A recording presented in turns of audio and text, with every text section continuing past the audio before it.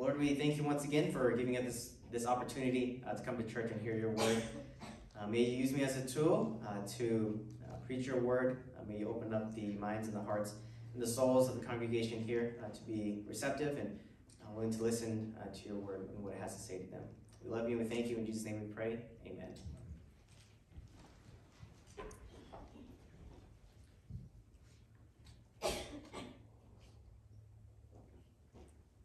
We're going to continue our walk in Galatians here, picking off in chapter 15. And we're kind of seeing a continuation of the idea of Paul harping on and making sure that we know that we are saved by faith alone.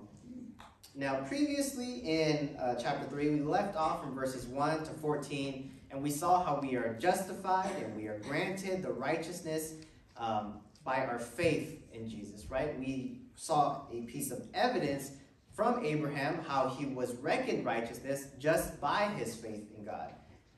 But we see a moment here, and we see Paul sort of pause here to anticipate and answer questions that he believes that the Galatians and Judaizers would have. When I was a freshman in college, and it was my first year, I was having a great time, going to all my courses and learning. But I found sort of a bump in my road in one of my courses, and it was Philosophy 101. I really did enjoy the class, and when I would go to class, they would talk about all these concepts, all these what-ifs, all these, major thoughts and ideas, and I found myself having so many questions. I didn't know anything. My questions had questions. I didn't know what I didn't know. And whenever we go to class, my professor would move on from one topic to the next. I would be like, well, there goes, another 10 questions that I have. And so where we find ourselves here is Paul sort of being the professor or being the teacher and saying, okay, I understand that I've said a lot already. So let me take some time, let me pause, and let me anticipate and prepare for the questions that you would have, right? So at this time when Paul is writing, he's probably saying, all right, I've written all this stuff so far, and I'm assuming that by the time you've gotten to this point in the letter, you're going to wonder, wait, what about this? What about that? Where is X, Y, and Z in this equation, right? And so if we recall once again where we were at, Paul has harped on how our faith saves us and the law is a curse upon us because we cannot fulfill the law. And so naturally the question then becomes, well, if all we have is faith, and that is what saves us, then what purpose do we have for the law to exist, right? And so this is where Paul answers that question. He says, okay, we'll take a second here, let's pause, and let's answer that question of why does the law exist, right? What is its purpose? If it's a curse upon us, then why is it there? And as we take a look at that, we'll see three things here. First, we'll go ahead and look at the promise of God, and we're going to see why Paul uses this to preface the law.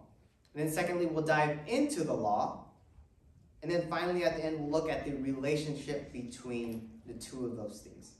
And so if you have your Bibles opened up to Galatians chapter 3, we're going to go ahead and read verses 15 to 18, where it talks about the promise.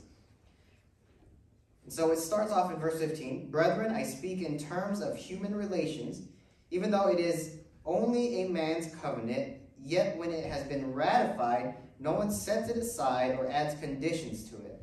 Now the promises were spoken to Abraham and to his seed. He does not say, and to seeds, as referring to many, but rather to one, and to your seed, that is Christ.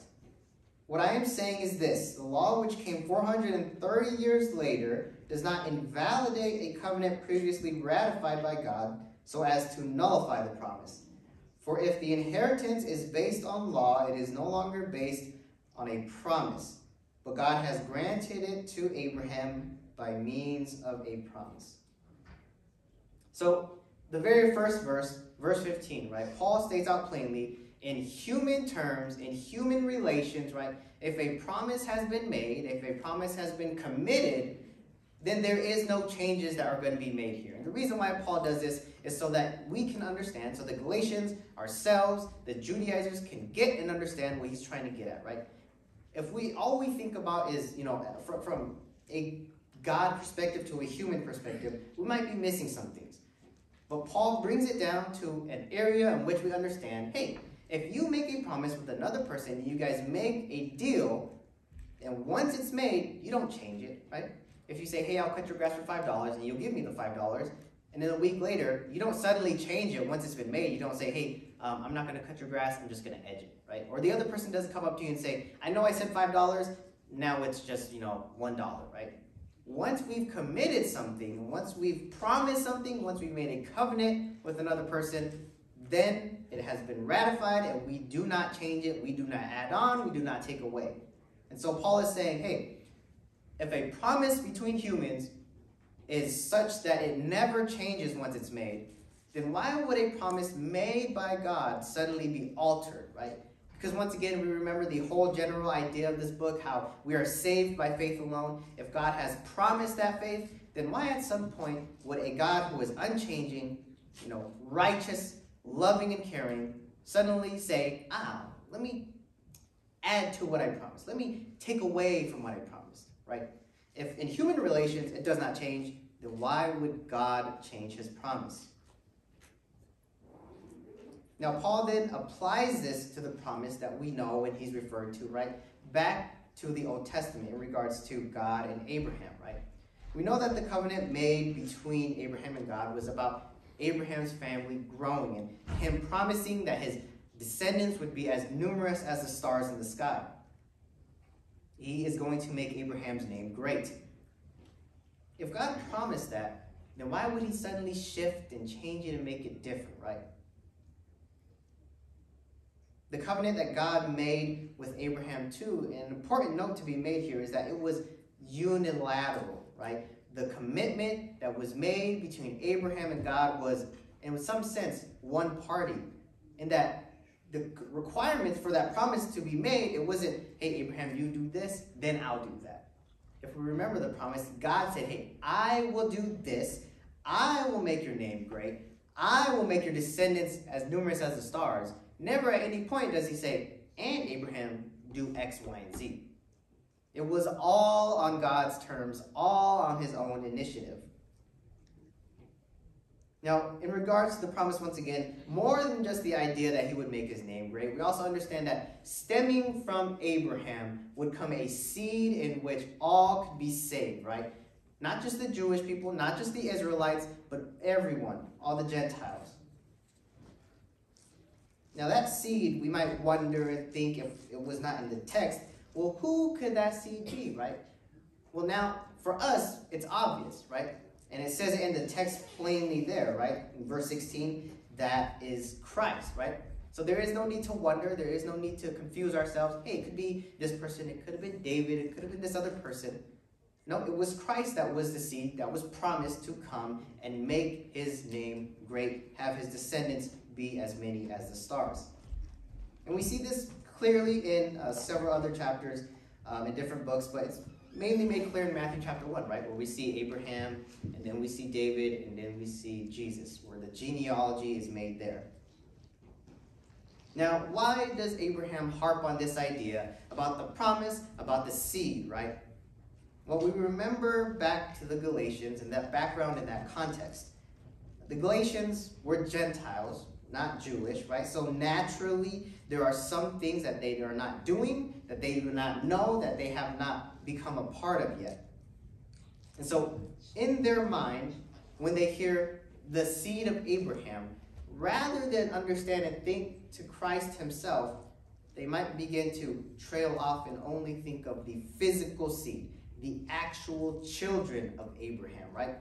Because up to this point, we have the Judaizers, right, who have been implanting this idea that you are saved by your faith plus works, right? And so it's not about faith plus works, but it's only about your faith. Yet the Gentile or the Galatians are being influenced here by the Judaizers to believe plus works is an additional part of it. And so for the Galatians, they hear Abraham's seed. Oh, well, perhaps because we must do works, then perhaps that means that you must physically be a part of Abraham's family. And so because we are not a part of Abraham's family physically, that means we are not a part of that promise. Meaning that I must then work for my salvation because I am not a part of that granted promise previously. So their idea, their thinking is still being infiltrated here. And so this is why Paul has to make it known The promise is not about many seeds, about the actual sons, not about the physical people, but it's about the one seed, Christ, who came down and died for our sins, then allowing us to believe in him, then allowing us to expand into Abraham's family. That then allows us to be a part of the promise of God. So the promise that God has made with Abraham is not hinged on the fact that you are an actual Israelite, that you're Jewish, or that you're an actual person from the lineage and heritage of Abraham, but it is instead hinged to our faith in Jesus. Now, why does Paul explain this idea of Abraham and the promise of the seed and the idea that even the promises and the covenants of man do not change, right? And verse 17 explains it. Just because there is a law, which specifically came after the covenant between God and Abraham, does not mean that all of a sudden the promise is then changed because of that law that comes later on, right? That law that came later on does not invalidate, does not change, does not add on to that promise. God did not say that, hey, I made that promise previously, but because I made that law later, it now takes priority over the promise. He does not say that at all. And what does this mean? Well, following onward to verse 18, Paul is stressing the point that these things, the law and the promise of faith, are two mutually exclusive things, in that both of them cannot save us, right? It cannot be that we do works and we are saved by the promise. We cannot be saved by the promise and then believe in Christ, but then also do things as well. These are two exclusive things that cannot coexist in the manner that they are to save us. In their essence, right, the law is held together by works because we must do and do and do to fulfill what it says that we must do. Yet, on the other end, the promise of faith is held together by grace. Because there's nothing that we have done. There's nothing that we can do. We just believe and we have been saved. Because we remember back to the promise as well. How it was one party alone, God alone, that was saying, hey, I will do everything, right? On my initiative, of my power, of my work, of my promise. And so even then in the promise, we see how there is nothing that we can do to fulfill it. And we trust in God and saying, hey, if he says he's going to do it, and he is faithful, he is loving, then why would he not complete it? And this is why at the end here, in verse 18, Paul hops on the idea, for if the inheritance is based on law, it is no longer based on a promise, right? Because if we were working for it, then it is not by grace because we're doing something to obtain it. And if it was done by grace, then there is no work that needs to be done. If we're going to inherit something, it's either one or the other. We're either working for it, or we're either just receiving it by grace. And we understand that we are simply receiving it. And once again, the large argument that Paul is fighting here is the idea that works is added on, or a little part of, or another means to salvation rather than just faith. Previously, in the first half of chapter 3, we saw how Paul uses Abraham as the main example, right, where he displays a sense of faith in God, and God credits Abraham righteousness. And once again, as we were saying earlier, Paul is gearing up here and being ready and anticipating the questions of the Galatians, but also the arguments of the Judaizers. Some people, like myself, or the Galatians, or the Judaizers, might read the beginning of chapter 3 and think, well, what does Paul really mean, right? Why does the law exist? What would the promise have to do with the law? And Paul knows the minds of the Galatians, how they'll wander off because they have been influenced already. So their mind is tainted in a manner. And so he's anticipating and saying, look, I get it. Your minds are elsewhere, so let me draw you back and bring you back to the basic thing here. Remember the promise of God. But before Paul touches on the idea of the purpose, this is why he brings up the promise. We can't start at point B. We have to start at point A. If we harped on the law only, then we would be stuck in our works and how we're cursed. But remember the promise of God. Remember where that stands for us. Now, another important note, as Paul anticipates the rebuttals of the Judaizers here is how in verse 17, Paul purposely writes down how the law came 430 years after the covenant with Abraham. And we're speaking chronologically, right? In a timeline here, where Abraham naturally comes before Moses, right? So the promise has come before the law. And so in the Judaizers' mind, they're saying, okay, we get it. At the beginning, in terms of timeline, with Abraham and everyone before Moses, yeah, sure, we had the promise, so we can believe by faith alone. But we also have the law that came afterwards. So because it came afterwards, that must mean that we must add it on. That is what the Judaizers are believing and harping on, and this is why they're saying, hey, we have to do some sort of work. Because logically, if the law came afterwards, then that must mean that God wants it added on, right? And Paul is saying, no. In no sense does that happen, right? If the promise was based on God alone, then the law has no reason to influence that, right? If God is unchanging, if God does not go back on his word, then why would his promise suddenly be altered? And to the Judaizers, right, that question of, hey, law comes after promise, that makes the law influence the promise, right, is answered in two parts by Paul. Primarily in verses 19 onward, which we'll touch on here shortly, but it's already being prefaced here. He's already saying, hey, here's one part. The important aspect is the promise, right? Remember that it was God alone and his own initiative that he's going to complete and fulfill his promise and be faithful to it. If God had made his promise and that promise solely relies on his action and not ours, then why would God need to change it and alter it so that we can do something, right? Why would God all of a sudden say, hey, I will make your name great, Abraham. I will provide a seed to you that would then allow everyone to believe. And then in the future say, I know I said that, but let me alter it and change it based on the law that I created. That doesn't make any sense. What benefit does it have to adjust the promise based on the need of people that have no impact on the promise itself, right? If we have no part to play, then why would God adjust and move the promise? The promise here is that God would do everything, right? It relies completely on his grace, his sovereignty, and his own blessing. And at no point do we step in to complete the promise, right? We have no work in it.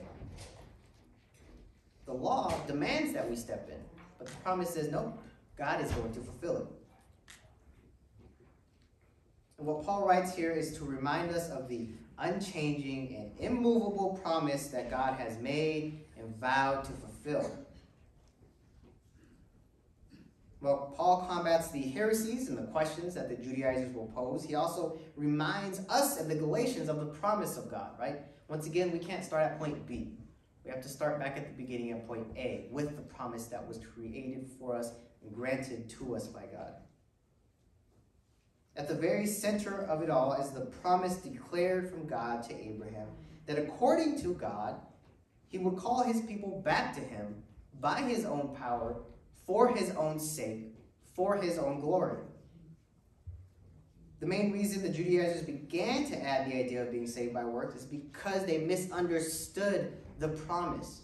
This is why Paul starts with the promise. The Judaizers thought that somehow, because the law came later, it could then circumvent the promise in some way, shape, or form. But according to God and his faithfulness, if he is to will something, promise something, then he will be faithful to fulfill it. So then if we have the promise and we can trust in that and we understand that we have no part in it, then it comes the question that we all have in our minds, right? That the Galatians have, that the Judaizers have. Why do we have the law? What is its purpose? Right? If it's just a curse, then why do we have it? And this is explained in verses 19 to 22. In our second point here, the law. If you guys would want to read along with me, starting in verse 19. It reads, why the law then? It was added because of transgressions, having been ordained through angels by the agency of a mediator until the seed would come to whom the promise had been made. Now a mediator is not for one party only, whereas God is one party. Is the law then contrary to the promises of God? May it never be. For if a law had been given which was able to impart life, then righteousness would indeed have been based on law.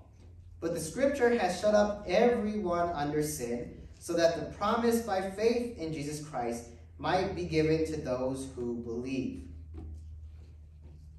So right off the bat, Paul begins with the question that is there on everybody's mind, on your mind, on my mind, the Galatians, and Judaizers' mind.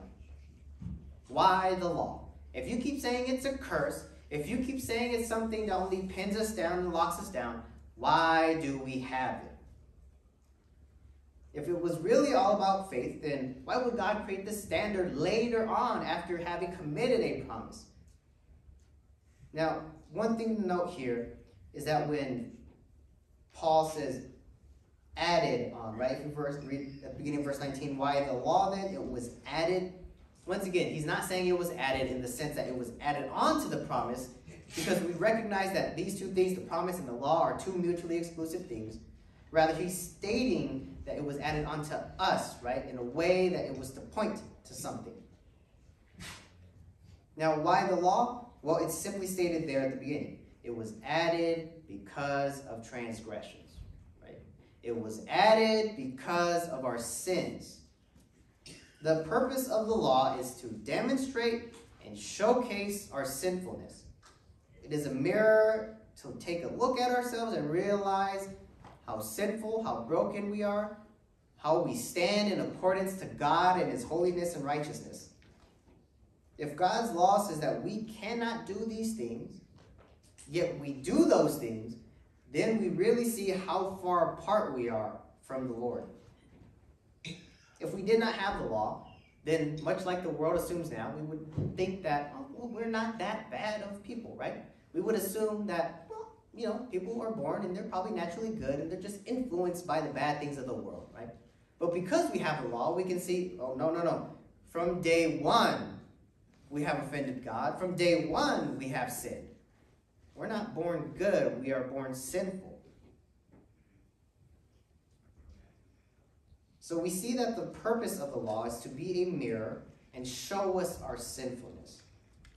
But what about its role with the promises of God, right? How is it not like what the Judaizers were saying where, hey, because we have the law later on, it should be added to the promise that was originally committed by God?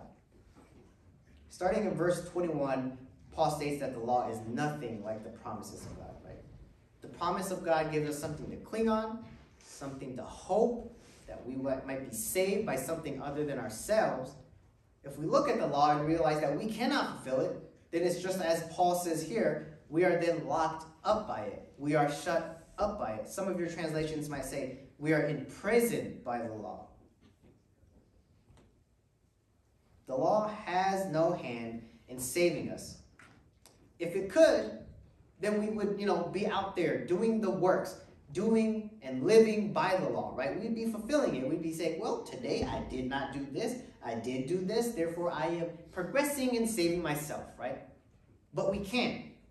That's why it locks us down and imprisons us. And in essence here, what Paul is saying here is that the law does not give life. It does not grant life in the way that faith in Christ does. There is no freedom. Rather, as Paul says, it locks us up and imprisons us down based on the sins that we have and how we cannot fulfill the law. It is a mirror where we can see our sins, but we still can't remove them on our own. It's like, have you ever told a person when you're sitting across from them, you say, hey, you've got something on your face right here. And the person goes, right here? You're like, no. Right here. They're like, right here? And you lose your mind because you're saying, no, it's right here. And they keep trying everywhere else. In that same manner, we know our sins. We know what we are doing, what we should not be doing, what we should be doing. But there's nothing that we can do to change our sins and remove it off ourselves.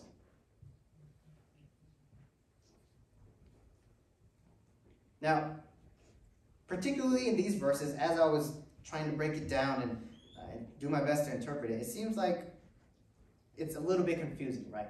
How can we have these two things and say that they exist in two completely different manners and that they both can't save us, And yet we still have the law that's saying that we have to fulfill it, that we should be following it and living up to it because there are standards by God.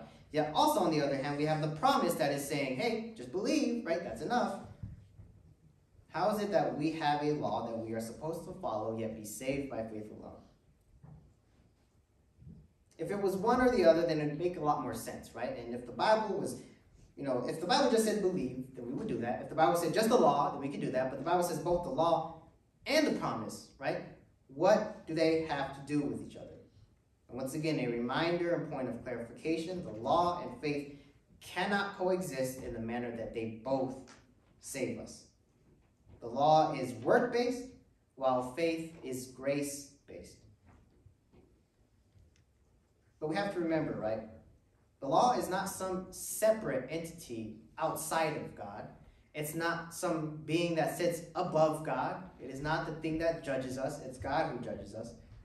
But it was God himself that made the law. So he has a plan and purpose for it, right? He was the one who gave it to Abraham, or not to Abraham. He was the one that delivered it to Moses himself. So there is a purpose and a reason to it. And so how else can we know that we are sinners if we do not have something that tells us that we are sinners? Now, the thought that sometimes floats around our heads and our minds as believers when the topic of recognizing our own sin is sort of, yeah, I get it, right? I get that I'm a sinner. I've heard it enough times, right? I come to church, I hear I'm a sinner. I read Bible study, I understand I'm a sinner. I read the Bible, I get it. I'm a sinner, right? But do we really get it and understand, right?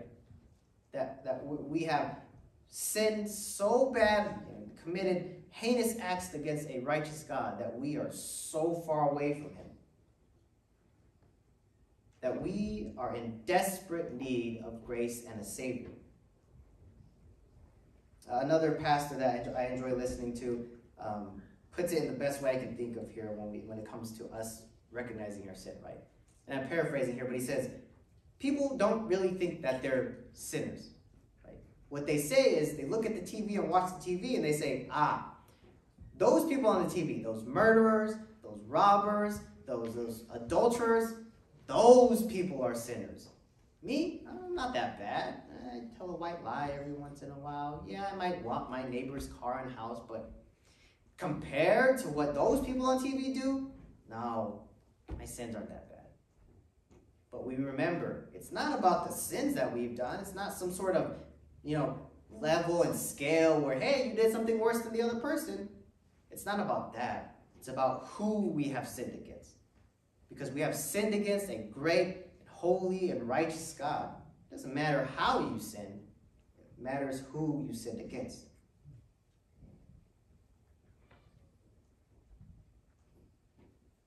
Just in the same manner, as Jesus stressed when he taught, right? If you murder somebody, it's the same thing as if you hated someone in your heart, right? The same thing as if you lusted after another person in your heart. It's the same as if you slept with them. Now, of course, when we recognize the sin in our life and when we take a look in the mirror, when we look at the law and we realize, hey, I've done all these things and I've fallen short in this manner, usually the first feeling that overcomes us is guilt, right? You begin to realize and the feeling sinks in, you're like, oh, well, I have committed these acts against God. What can I do? I am condemned to death then, right? You're like, well, it's hopeless now, right? So are we then just relegated to that feeling of, well, I can stare at the law and I can hope for the promise, but if the law says that and I have committed myself against God in these ways, then it's just hopeless at this point, right? But Paul then moves on to explain the relationship between the faith, the promise of faith, and the law. And this is where we find ourselves in our third point, the relationship between the two. Verses 23 to 29, where he wraps it up in culmination here. If you guys want to read it with me, starting in verse 23. But before faith came, we were kept in custody under the law, being shut up to the faith which was later to be revealed. Therefore, the law has become our tutor to lead us to Christ so that we may be justified. But now that faith has come, we are no longer under a tutor. For you are all sons of God through faith in Christ Jesus. For all of you who were baptized into Christ have clothed yourselves with Christ. There is neither Jew nor Greek. There is neither slave nor free man. There is neither male nor female. For you are all one in Christ Jesus. And if you belong to Christ, then you are Abraham's descendants, heirs according to promise. So from verses 19 to 22, verses 19 to 22, we have been hanging on this thread that we are saved by faith in Jesus Christ alone, shown through the promise committed by God to Abraham. Yet we have this law on the other side here, putting on display, reminding us of our sins. So then why would we have the law and the promise? Once again, we know that these two things cannot exist in the manner that they both save us, right? But rather, the law is meant to point and direct us to Christ, right? Because if we look at the law, then we begin to realize that if I am doing all those things, and I cannot stop myself from doing all those things, and there is no hope to remove my sin from myself, then I can't do it, right? But we remember the promise and begin to realize that, oh, hold on. Jesus came down to earth and was able to live life and fulfill the law and follow God's will to the T. And it then is said that if I believe in him, then I can be saved. So because I cannot do it, and I look at the law and realize that, it then directs me to go to Christ and believe in him. It is then a waypoint to show us to believe in Christ. And bear with me as we kind of break down verses 23 onward here. Starting in verse 23, the first couple words, but before faith came. Now what Paul is speaking about here is not the ability to believe, right? Because we see that Abraham had already done and believed in God and how that was credited to him. But once again, Paul is speaking chronologically here, right? It was Abraham given the promise, Moses given the law. After those two, Christ came down and died for us, right? And so the law was granted and given before Christ had died. And so chronologically speaking, Paul is saying, hey, before Christ had died, all we had was the law and the promise, right? And under the law, we were kept in custody under the law, being shut up to the faith which was later to be revealed. In other words, we only had the law, or the Israelites only had the law back then. And just as it was stated previously, and just as we know, we were cursed, and we were stuck, and we were locked up as a result. We were bound to its standards and left as captives to its consequences.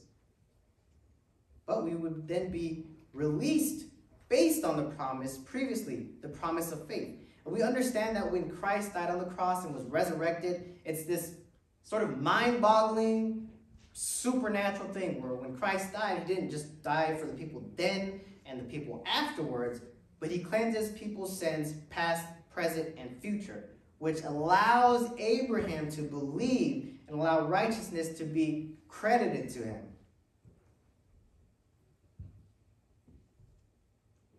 Verse 24 carries on here. Therefore, the law has become a tutor to lead us to Christ so that we may be justified by faith. The law is something to point us to Christ, right? And understanding that if I can't do it, what do I do? Oh, hold on. If there is Christ and the opportunity to believe and not do something, then it should take me over to believing in Christ. Now, the word here that's used might be different in your translations. Some might say guardians, some might say tutor. I believe tutor is an easier way to understand this. Now, in modern times, a tutor is just someone that kind of teaches and helps, right, you with your schoolwork or with something you don't understand. But in this context, in this time, a tutor is much more than that. Coming from commentary, it says, the original Greek word for tutor denotes a slave whose duty it was to take care of a child until adulthood. The tutor escorted the children to and from school and watched over their behavior at home. Tutors were often strict disciplinarians, causing those under their care to yearn for the day when they would be free from their tutor's custody. The law was our tutor by showing us our sins and was escorting us to Christ. So when we reflect on the law and realize our sins, obviously it isn't a joyous occasion. It's a weight and a burden upon our souls. But through this, we are then pointed to the cross and the work that Christ has done. Not ours, not our work. Verse 25 presents us with the opportunity that we have now that Christ has died for us on the cross, fulfilling the work that we could not, fulfilling the law that we could not. Christ has come and completed everything for us, so there is no need to try and do some work to save ourselves. We know what Christ has done. We know what he is still doing. We know what he will do. We are not slaves under the law anymore. We're not students under a tutor. We are freed by Christ. And what's the result of that, right? If we are no longer under the law, it just points us to Christ and we believe in Christ, what's the result? Well, verse 26 declares that we are then sons and, of course, daughters of God, right? We are his children. How, we might ask? Well, once again, by our faith in Christ, right? And it goes all the way back and circles all the way back around to the promise of Abraham, right? Where God promises Abraham that he will make his descendants as numerous as the stars, and it will stem from the seed that will come from his family. Oh, that seed is Christ. And Christ has then granted us the ability to believe, right? And if we believe, then we become a part of that family of Abraham, then extending to the family of God, allowing us to be sons and daughters of God. All because of the work of Christ. Verse 27 continues on with the idea that if we have been baptized in Christ and accepted him, believe in him, then we are clothed with him. And of course, this is not a physical clothing, but rather we are draped by Christ's righteousness. We are granted his fulfillment of the law, his following of the Father's will, granted his righteousness, right? And once again, we glean back to commentary where it says, positionally before God, we have put on Christ, his death, resurrection, and righteousness. In other words, when the Father sees us, he sees Jesus. So we remember, we have all fallen short of God's standards and have been locked up under the law. But thanks to Christ and his work, we can then believe in him and be saved and be a part of the family of God. And this is the result in verse 28 and 29, right? Where it says there is no longer Gentile or Jew, slave or free man, male or female. We are all one family under God based on the promise that was granted and given to Abraham. Now, I want to take a second here for a little side note because this specific verse, I believe it's 28 and 29 here, is very, very, especially nowadays, taken out of context to claim some very unbiblical things.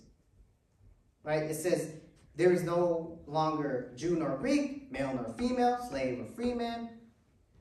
And for some, they might begin to think, so that means this is why we have multiple genders. This is why we don't have roles anymore. This is why this is why we fight the patriarchy. This is why we do all those things in the world, because these things don't matter, right? No, logically, God would not create and design something and then all of a sudden chuck it out the window, right? That doesn't make any sense.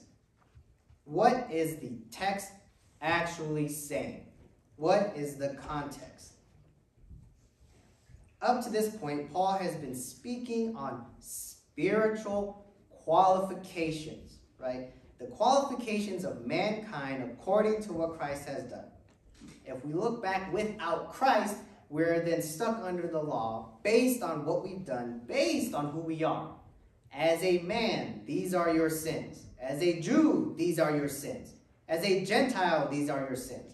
As an Asian, Black, Caucasian, etc. These are your sins, right? And so we are all on an unlevel playing field committing sins based on what we are, who we are, and we can't live up to the law and fulfill it. And so there, in that sense of spiritual qualification, there is man, Jew, Gentile, free man, slave. But based on what Christ has done, there is no longer those qualifications. There is no longer spiritual inequality or spiritual iniquity. It's not, hey, you're a man, these are your sins. You're a woman, these are your sins. Christ has completed everything. We are seen as clean and righteous based on him. So we are all spiritually equal in that sense.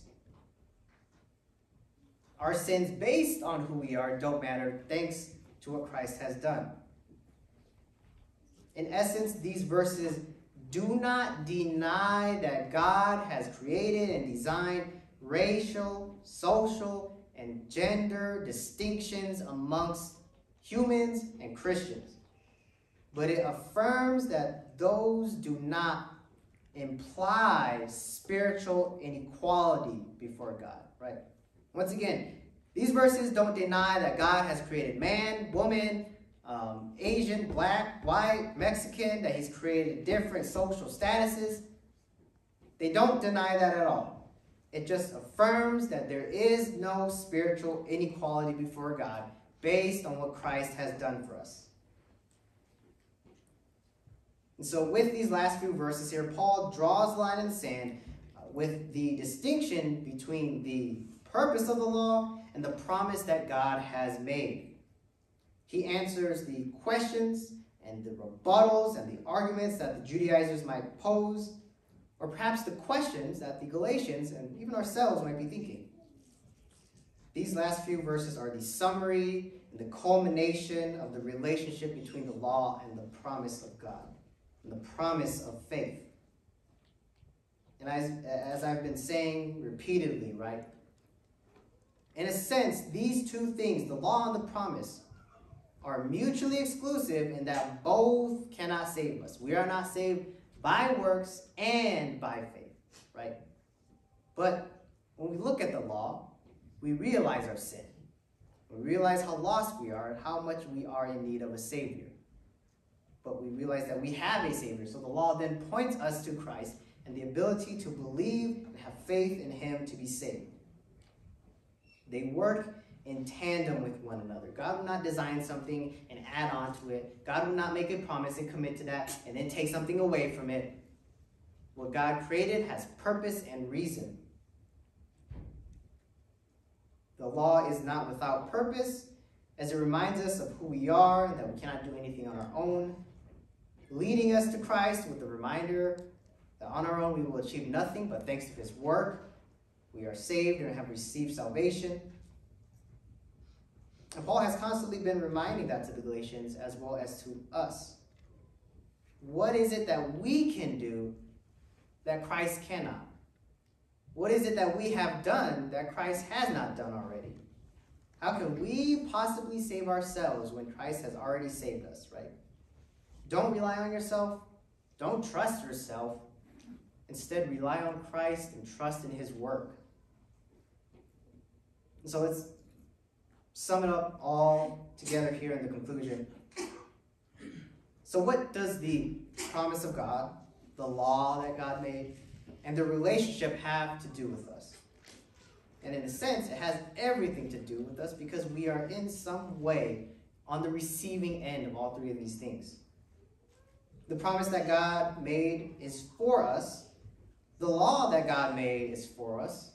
And the relationship between those things then result in something for us. We remember the promise of God and reflect on the fact that there is something that is waiting out there for us, that we have hope and the promise of faith, and how the entirety of that promise was up to him and fulfilling it. Never at any point did we have anything to do with it. Never at any point do we have to do something to fulfill it. The law was then made so that we would understand and grasp our sin and realize that we are in need of someone else. We are in need of a Savior to save us. And by understanding how the law demands us to do things and puts us under and imprisons us, we then should recognize and kind of lean ourselves over to Christ and say, hey, I can't do it myself, but Christ has done it for me. So my response is to then exercise my faith and believe in him alone. Once again, as we've been harping on, as I've been harping on, through the book of Galatians, the main idea is always we are saved by faith in Christ alone. Let's pray together.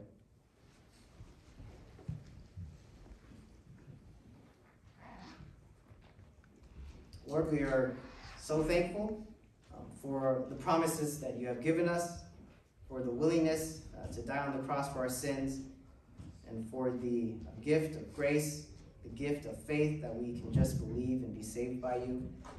Often the law is confusing. It seems as if, why would you create something after a promise? But we realize that it is something that we might understand our own nature, our own sin.